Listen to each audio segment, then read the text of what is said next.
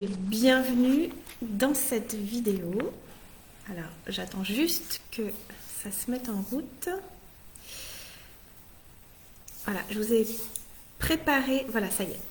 Alors, je vous ai préparé une vidéo sur le décryptage de la situation actuelle, sur tout ce qui concerne donc le manque de liberté auquel nous faisons face aujourd'hui.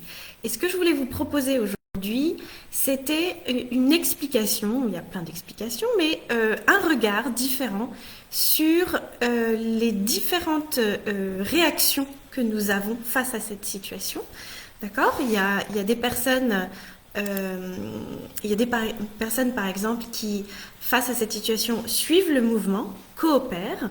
Il y en a d'autres qui se révoltent, qui s'indignent, et il y en a encore d'autres qui cherchent à comprendre et à agir. Et donc je voudrais vous aller plus loin dans ce décryptage pour que nous comprenions mieux exactement pourquoi les uns et les autres réagissent de telle ou telle manière, d'accord ? Et puis pour aussi vous donner les billes, des éléments de compréhension et pour vous donner aussi concrètement des façons de s'en sortir si justement, je pense que si vous regardez cette vidéo, c'est que justement vous faites peut-être partie de ceux de la troisième catégorie qui cherchent à comprendre ce qui se passe, qui cherchent à s'en sortir, à voir comment on peut agir pour retrouver notre liberté. Et donc, c'est ce dont je vais vous parler aujourd'hui. Donc,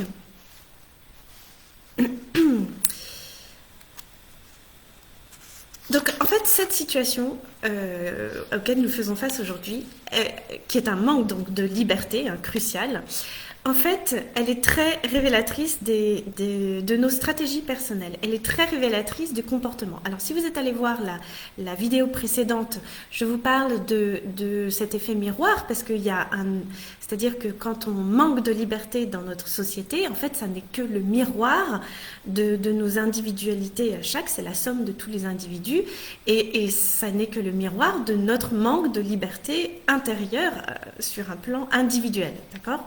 Donc, si nous voulons que la liberté s'exprime à l'extérieur, il ne suffit pas juste d'agir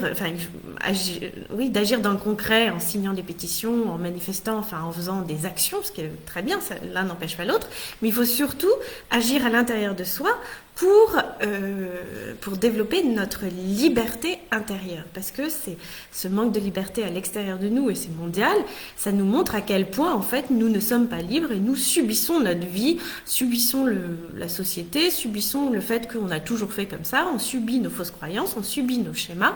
Et donc, si on veut qu'il y ait quelque chose qui change dans dans notre liberté, il va falloir faire quelque chose et agir déjà à l'intérieur de soi, c'est-à-dire soyons le changement que nous voulons voir dans le monde. Donc, mais là, je voudrais prendre un autre point de vue. C'est-à-dire que, en fait, la situation qu'on a aujourd'hui, donc c'est un manque de liberté, ça nous renvoie à quoi ? En fait, ce manque de liberté et ce qui se passe en ce moment, on fait face à une contrainte arbitraire, c'est-à-dire on peut ressentir de l'injustice face aux choses, aux événements. Pourquoi moi j'ai pas le droit d'aller là alors que lui il a le droit. Il y a une espèce de liberté conditionnelle, une liberté arbitraire et qu'on peut ressentir comme une injustice, qui peut nous mettre en colère, qui peut nous mettre à mal. Et en fait, ça nous révèle à nous-mêmes au grand jour, parce que ça révèle notre capacité, notre façon de fonctionner, d'accord ? Et notre capacité à gérer ce genre de situation de liberté conditionnelle et arbitraire. Alors, je m'explique. Aujourd'hui, en fait, cette situation, elle fait résonance en chacun de nous avec des situations personnelles qu'on a vécues déjà dans le passé. Par exemple, où nous avons justement, ces situations où nous avons subi des choix pris par les autres de façon arbitraire ou injuste. Parce que c'est ça qui se passe en ce moment. C'est-à-dire que vous n'êtes pas un moins bon citoyen, que vous soyez vacciné ou pas vacciné, que vous ayez le pass ou pas le pass, etc. voilà, ça n'a rien à voir avec votre valeur en tant qu'homme. Et donc, vous vous voyez refuser ou accepter à certains endroits. Donc, on peut dire que, en fait, ça fait résonance avec des situations euh, arbitraires, injustes, que l'on a vécues dans le passé. Par exemple, ça nous est peut-être déjà arrivé dans la cour de récréation quand on était petit, d'être mis de côté par les copains, d'accord? Soi-disant parce qu'on ne portait pas la bonne tenue, ou parce qu'on n'était pas à la mode comme ceci, ou parce qu'on n'entrait pas dans les critères de sélection des petits caïds de la classe, je ne sais pas. Eh bien, en fait, on a pu à ce moment-là se sentir mis de côté de façon arbitraire, injuste, et voilà, notre liberté en a été touchée. Ou bien alors, on a peut-être subi la colère, la fatigue de nos parents, alors qu'en fait, on n'avait rien fait de mal et on a subi des sortes de punitions. D'accord? Et on a jugé au fond de nous que c'était injuste, ce genre de choses. Donc, d'autres, par exemple, dans notre enfance, ont été favorisés par rapport à nous sur des critères subjectifs et arbitraires. Et donc, vous voyez, on a tous eu ce genre d'expérience dans notre passé. Et donc, en fait, la situation actuelle, c'est très intéressant parce elle vient réveiller nos traumas personnels, petits et grands, hein, petits traumas et grands traumas, par rapport à ça.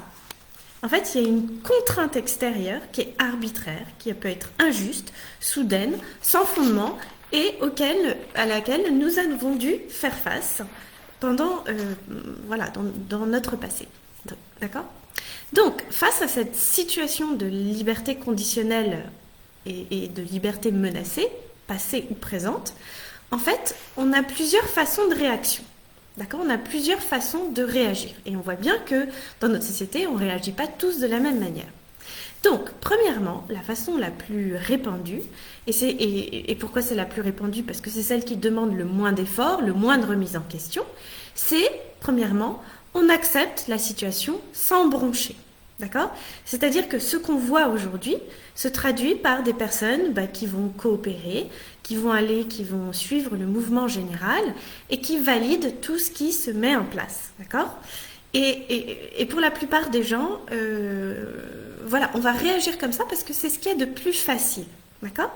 Mais je voudrais qu'on aille un peu plus dans le détail par rapport à cette situation-là parce que là encore, n'y voyez aucun jugement de ma part, je suis juste en train de vous expliquer quelque chose, un mode de fonctionnement, une une stratégie en fait de réponse à la situation.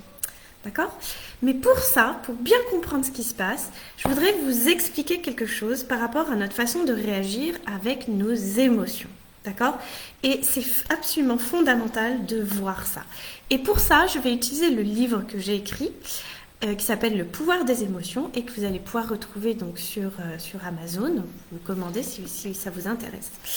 Et donc, je vous explique que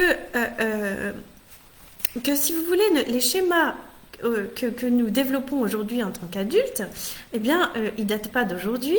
En fait, ils sont là en nous depuis le berceau, d'accord? Donc, quand nous étions petits, et que nous avions des émotions, que ce soit des émotions négatives, entre guillemets, la colère, la tristesse, ou bien même de la joie, eh bien, on a très vite compris que ce n'était pas acceptable de les exprimer très fort, d'accord? Et que si nous voulions être acceptés, d'abord par notre famille, par nos parents, et si nous voulions être aimés et acceptés par les autres, ensuite par les autres à l'école, par exemple, eh bien, il fallait que nous mettions nos émotions de façon, que nous exprimions nos émotions de façon acceptable, socialement, pas trop crier trop fort. Hein. On nous disait que quand on criait trop fort, attention, on va avoir une fessée, ou attention, tais-toi, on t'entend. Ou bien alors si par exemple on sautait de joie parce qu'il y avait un truc qui nous mettait en joie quand on était petit, on nous disait calmez-vous les enfants. Donc on a vite compris en tant qu'enfant que l'affaire des émotions, c'était quelque chose d'assez délicat et que si nous voulions être acceptés et aimés par nos parents, puis ensuite nos éducateurs, et puis ensuite par les uns et les autres dans notre enfance de façon générale, il fallait de temps en temps et souvent mettre nos émotions de côté parce que ça devenait gênant. D'accord? Donc ça, voilà, par exemple, maman nous a dit: je t'aime quand tu es sage, je t'aime quand tu es gentil, un grand garçon ne pleure pas, tu auras des copains si tu montres pas que tu pleures, d'accord? Donc il y a tout ça autour des émotions. Et c'est très important de bien comprendre ce que je suis en train de vous expliquer. C'est pour ça que je reprends un petit peu la genèse, même si je vais vite, pour qu'on comprenne bien que la situation que nous vivons aujourd'hui, et chacun dans nos réactions différentes, prend sa source et sa racine dans des modes de fonctionnement qui viennent de notre enfance, d'accord?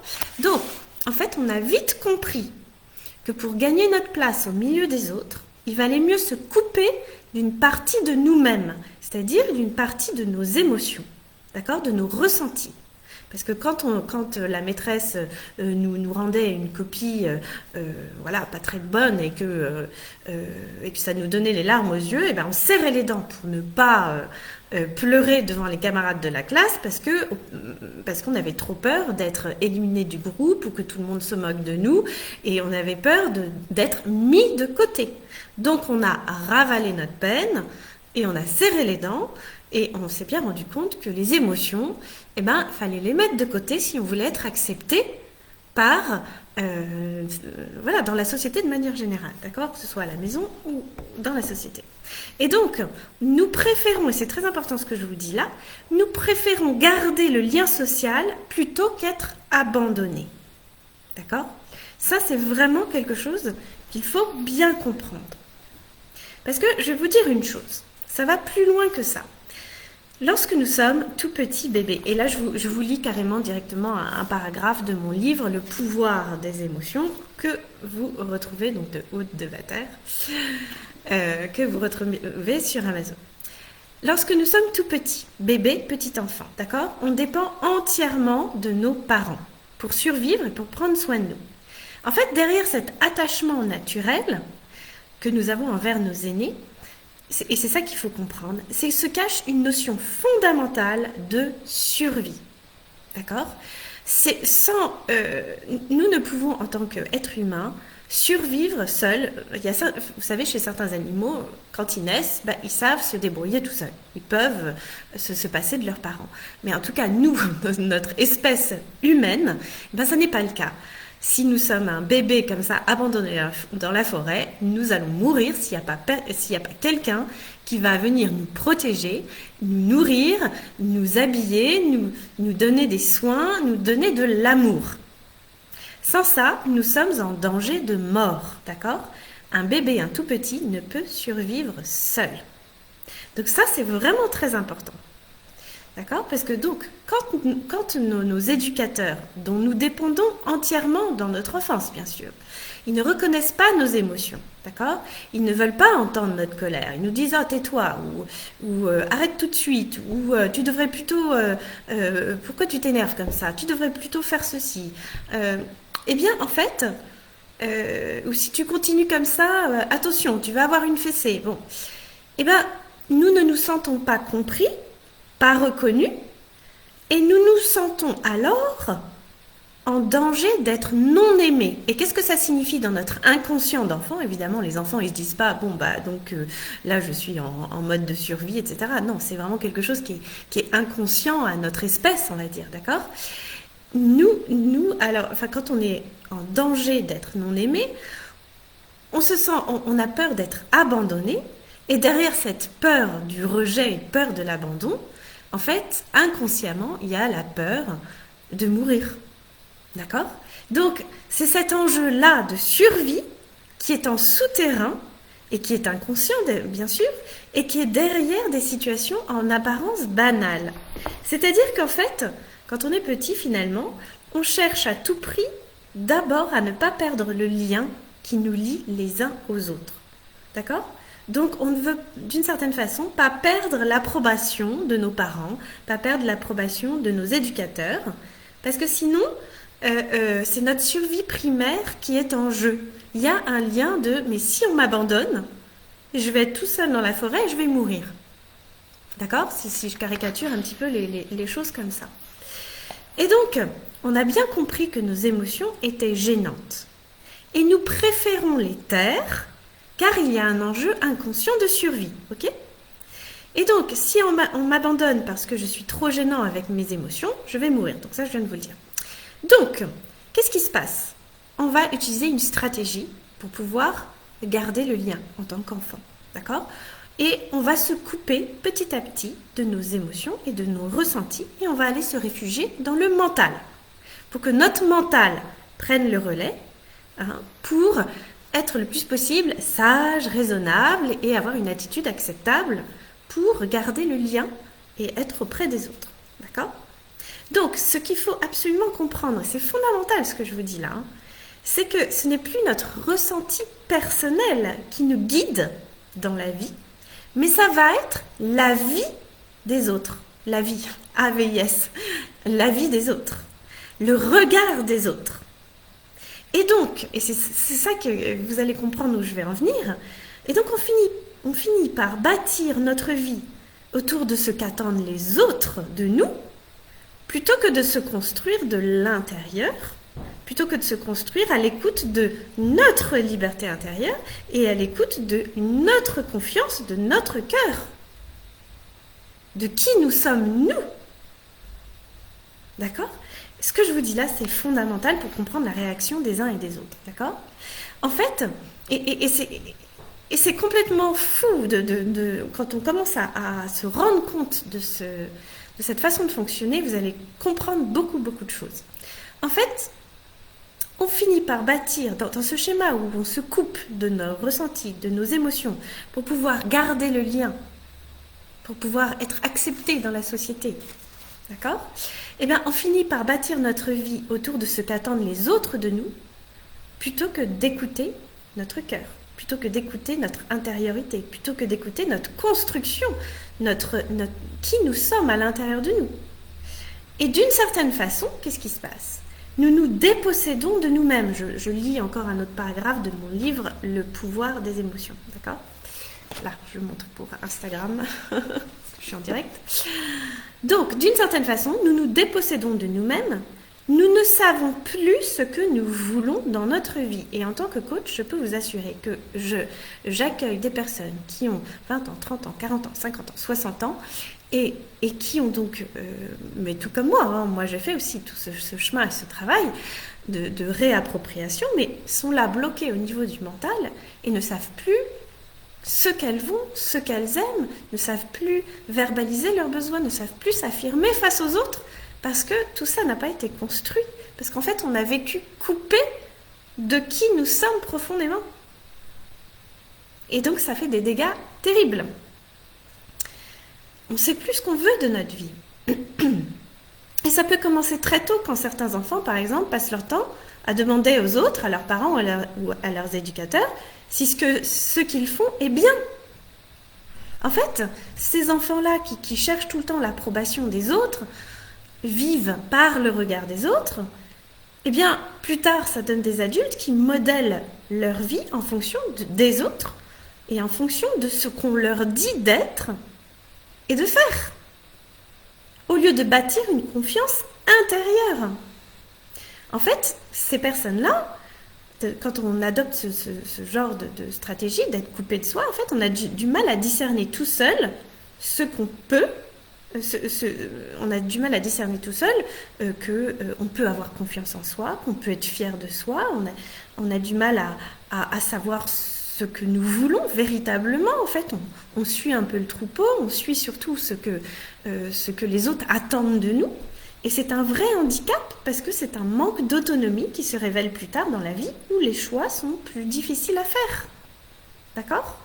Et parfois, certaines personnes passent leur vie entière à satisfaire les attentes des autres, à suivre le mouvement, à suivre, on a toujours fait comme ça dans ma famille, on fait toujours comme ci dans la société.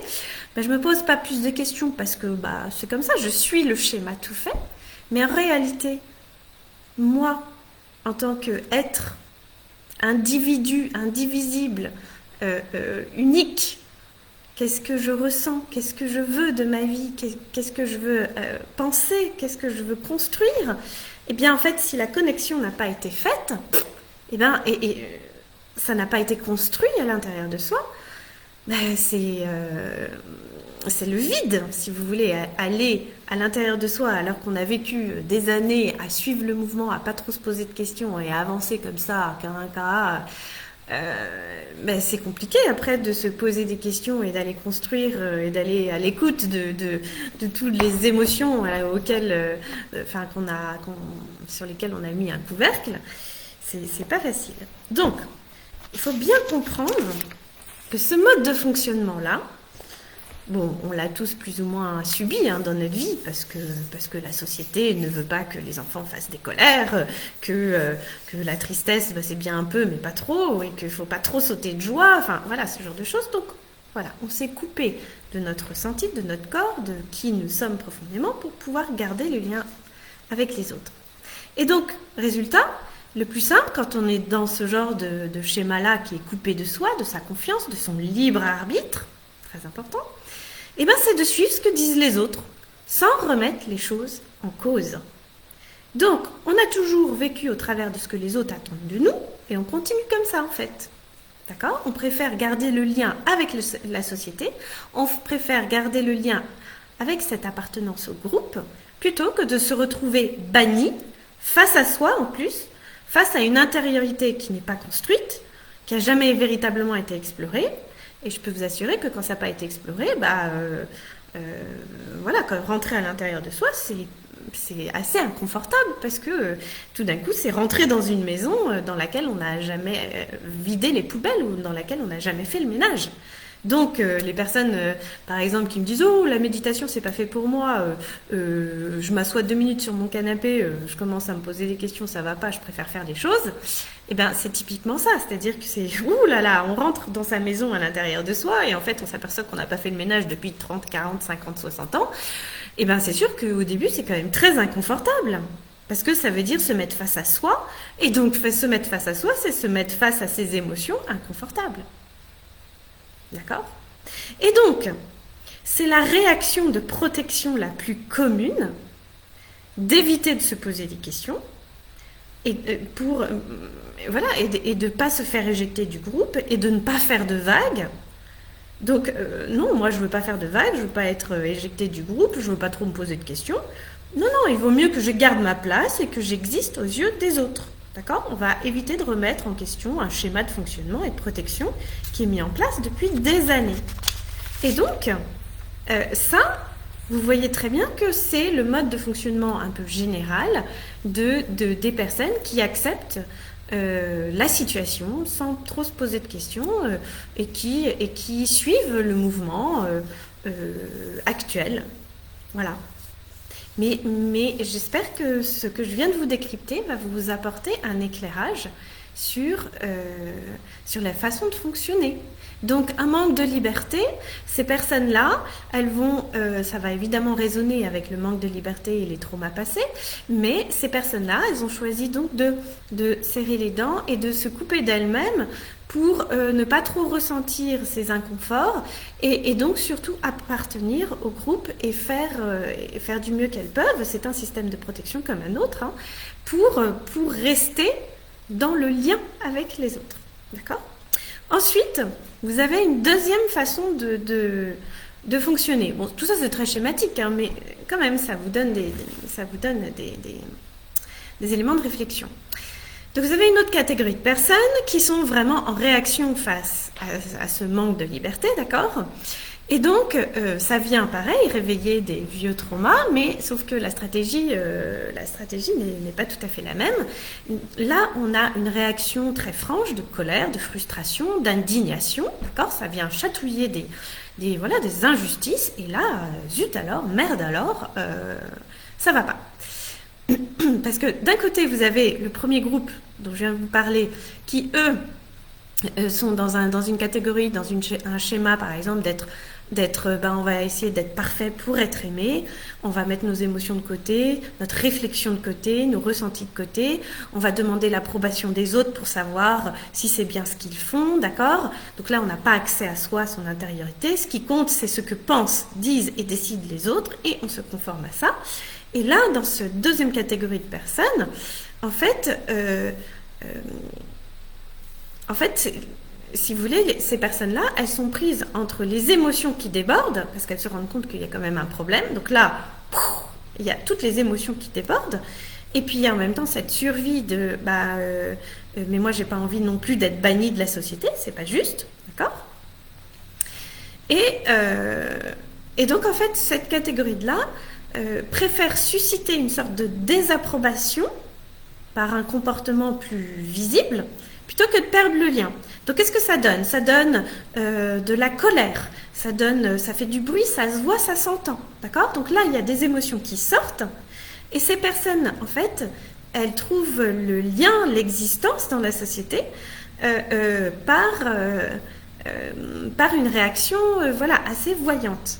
Donc, peut-être que d'un certain côté, c'est gênant, d'accord? C'est comme l'enfant, vous savez, l'enfant qui envoie tout bouler, ou bien l'enfant qui est trop lent, ou l'enfant qui s'énerve vite, ou qui est très agité, d'accord? C'est gênant, d'ailleurs il s'attire les foudres des parents, la maîtresse ne peut pas l'encadrer, c'est difficile, mais en tous les cas, il ne perd pas le lien, parce que en fait, il préfère être gênant, il préfère déranger, mais en tous les cas, garder le lien. Donc là, il garde l'attention sur eux, ce genre d'enfant, parce que c'est l'enfant à problème de la classe, donc on ne pense qu'à lui, on ne parle que de lui, c'est lui qui est gênant, mais au moins lui, il a sa place, même si c'est négatif, entre guillemets, il a sa place, d'accord?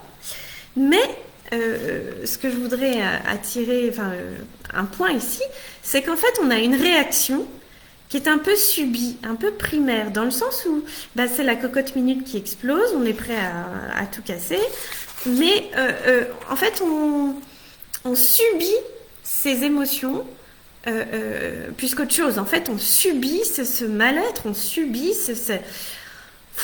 c'est compliqué, d'accord?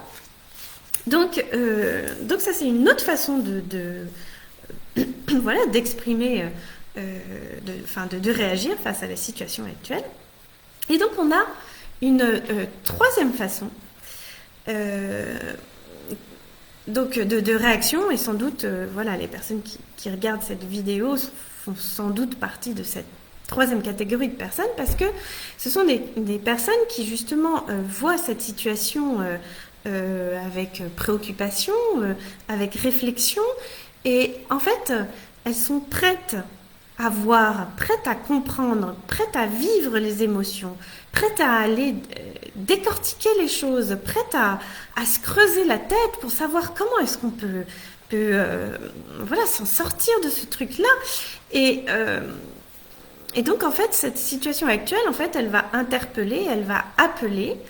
Et en fait, cette catégorie de personnes-là, elle va être en fait en lien avec ce qu'elles ressentent, beaucoup plus que les autres. Elles se permettent de descendre un peu plus parce que elles ressentent qu'il y a quelque chose qui ne va pas, d'accord?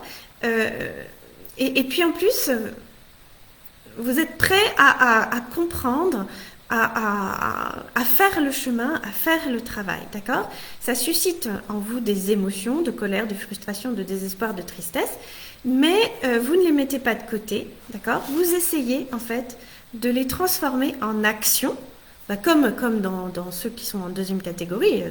Toute cette colère, ils essayent de la transformer en action, dans des actions très sonnantes et trébuchantes, bien sûr. Mais en réalité, là, dans cette troisième catégorie, il y a quelque chose de l'ordre de la conscience. C'est-à-dire que là, on essaye de transformer ce mal-être, mais en conscience. Et de mettre de la conscience là-dedans. En fait, vous suivez ces ressentis, ces émotions, et vous rentrez à l'intérieur de vous, soit intellectuellement, mais aussi dans votre corps, dans votre cœur, pour comprendre les choses en profondeur. Et vous essayez d'y aller sans vous mentir. D'accord? Avec cette humilité, cette lucidité, cette honnêteté envers vous-même et envers les autres. D'accord? Pour vraiment y aller. Et vous comprenez là qu'il y a un truc à faire, il y a un truc à transformer, il y a un truc à libérer. Et d'ailleurs, c'est ce que je vous invite à faire, bien sûr.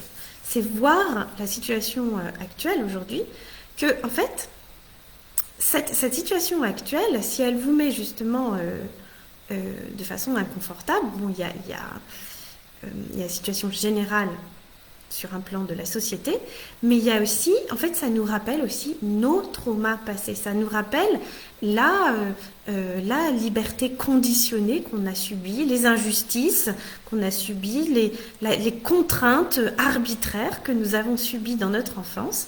Et ça vient réveiller tout ça, en fait. Donc ça veut bien dire que la situation actuelle, c'est pas juste une histoire de politique, c'est pas juste une histoire de manifester ou pas manifester, de faire des actions ou pas faire des actions, d'être d'accord ou pas être d'accord. Non, c'est bien plus que ça. En fait, ça nous renvoie à notre chemin personnel, ça nous renvoie à nos traumas petits et grands personnels qui sont réveillés grâce à cette situation en réalité, d'accord? Et donc, je vous invite vraiment à avoir ce regard sur cette situation en vous disant mais en fait ça vient réveiller mes traumas passés, toutes les fois où c'était injuste, où on m'a pas choisi, ou de façon arbitraire, où j'ai été punie alors que en fait j'avais rien fait de mal et je le savais. Parce que vous savez, les enfants, on a un sentiment de la justice qui est juste, voilà, on a un très fort sentiment de la justice, on sait quand c'est juste et quand ça ne l'est pas. D'accord? Donc nous, en tant qu'enfants, on sait quand ça a été injuste. Et là, aujourd'hui, c'est ça qui est réveillé.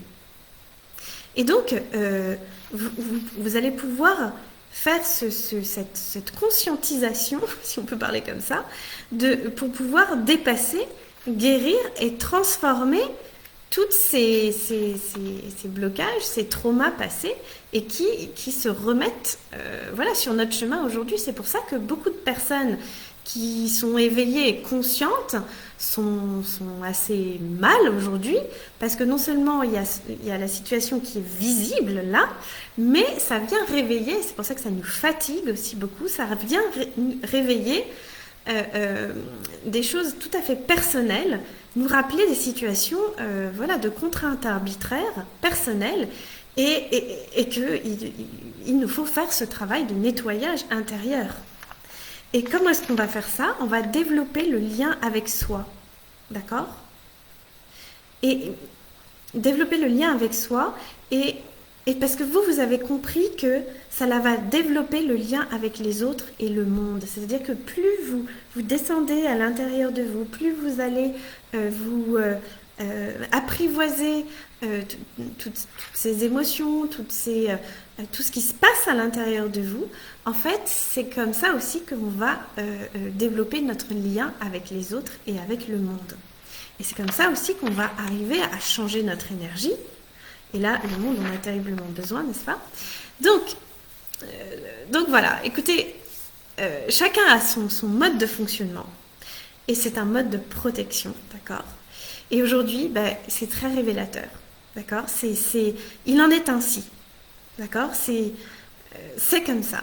Chacun a son rôle, d'accord? Rappelons-nous une chose, chacun a son rôle. Il n'y a pas de bien ou de moins bien, c'est comme ça. Tout est parfait dans l'imparfait. Rappelons-nous aussi que l'ombre est au service de la lumière. Rappelons-nous aussi que tout est énergie. Et donc si nous voulons que notre monde change, je dois changer, d'accord? Soyons le changement que nous voulons voir dans le monde, d'accord? Que tout est énergie et que ça suit son cours. Et rappelons-nous aussi, j'aime beaucoup cette phrase, que l'extrémité de l'homme est l'opportunité de Dieu. Ça veut dire qu'aujourd'hui, voilà, l'ombre, quelque part, est au service de la lumière. Il nous pousse dans nos retranchements. Il nous pousse à faire le travail. Il nous pousse à aller sur notre chemin de transformation intérieure, à changer notre énergie pour que notre monde change. Donc, il est vraiment urgent de le faire. Et on peut voir aussi que des personnes endormies, entre guillemets, se réveillent aujourd'hui et prennent conscience. C'est parfait. Il en est ainsi, d'accord? Et donc certaines personnes, justement, de la catégorie 1 et 2, on va dire, dans mon petit exposé, font des expériences qui vont les amener à faire sauter ces barrières de protection et de schéma. Quand ça sera le moment pour eux. Et il y en a qui le feront et d'autres qui ne le feront pas. Et c'est parfait ainsi. En tous les cas, on peut espérer que les gens fassent ce travail de reconnexion avec qui ils sont, parce qu'à l'intérieur de nous, c'est là où il y a tout le sacré, toute notre humanité et tout l'amour et toute l'humanité avec un grand H, d'accord? Mais commençons d'abord par nous-mêmes, en fait. Nettoyons déjà devant notre propre porte. C'est ça. Soyons déjà nous-mêmes à notre niveau le changement que nous voulons voir dans le monde. Donc c'est ça que je voulais vous dire. C'est une vidéo peut-être un petit peu longue, mais qui est, voilà, il faut quand même un peu rentrer dedans, un peu comprendre les mécanismes. Et donc voilà, je vous demande de partager cette vidéo si elle résonne en vous et de me mettre un commentaire, de vraiment de la diffuser si vraiment ça vous parle. Parce que ça peut, j'en suis sûre, aider tout un tas de gens, parce que ça peut justement offrir une porte de sortie, parce que quand on est face à cette liberté menacée, on peut se poser la question de qu'est-ce que je dois faire? Qu'est-ce que je peux faire? Oui, il y a peut-être des choses à faire dans le matériel, dans la société, mais il y a aussi beaucoup de choses à faire à l'intérieur de soi. Et en tant que coach, en fait, je vous aide, je vous accompagne à faire le chemin, d'accord? Parce qu'il ne s'agit pas juste de se lamenter, d'observer et de regarder tout ce qui se passe comme ça, et de dénoncer, bien sûr, ce qui nous paraît important de dénoncer, mais il faut aussi faire le chemin le chemin soi-même. Donc partagez, likez et diffusez cette vidéo, d'accord? Et rejoignez-moi aussi dans mon programme qui s'appelle Oser créer sa vie, et je vais essayer de vous mettre un lien donc sous la vidéo pour justement pouvoir profiter de coaching en direct avec moi, des supports extraordinaires, plus d'une quarantaine de vidéos qui vont vraiment vous aider, et vivre aussi des expériences chaque mois où c'est pas juste des enseignements, mais où on expérimente à l'intérieur de soi le changement que nous voulons voir dans notre vie déjà, pour oser créer notre vie, et le changement que nous souhaitons voir dans le monde. D'accord? On n'est pas là par hasard. On est là pour trouver du sens à notre vie, pour aller à l'essentiel, pour grandir en conscience, en amour, en compétence, et pour pouvoir être dans notre plein rayonnement et oser créer sa vie. Voilà, je vous remercie pour votre écoute et partagez cette vidéo.